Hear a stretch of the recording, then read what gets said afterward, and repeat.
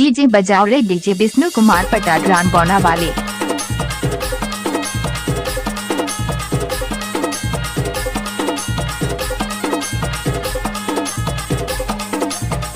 Mix by DJ बौना वाले।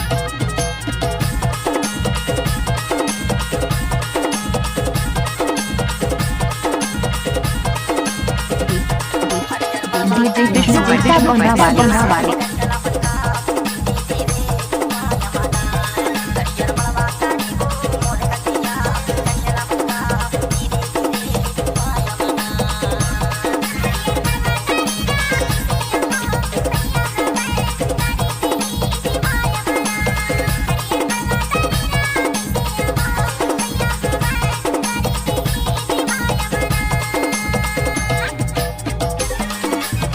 कहाँ के रहने वाले ग्राम घोड़ा ऊपर टोरा वाले।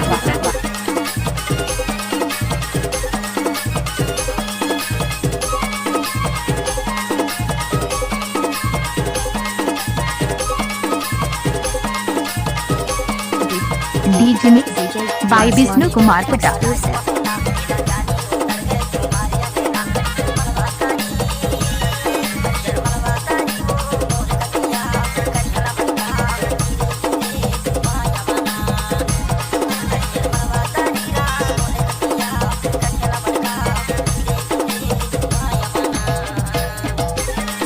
डीजे विष्णु कुमार बौना वाले।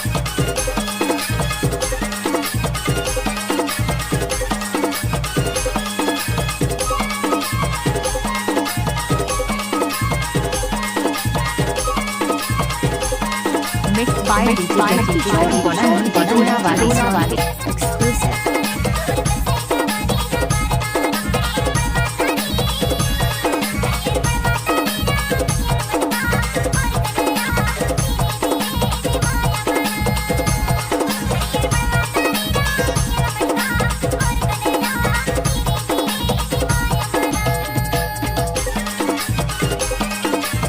डीजे विष्णु कुमार बौना ऊपर टोरा वाले।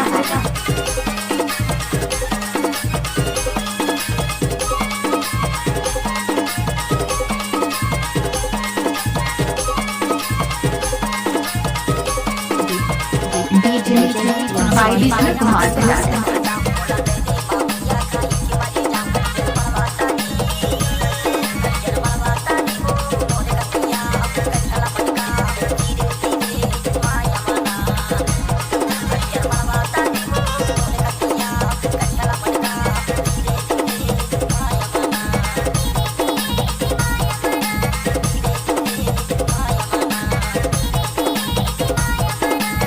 जब तक सूरज चांद रहेगा विष्णु कुमार पटाग्राम का म्यूजिक में नाम रहेगा।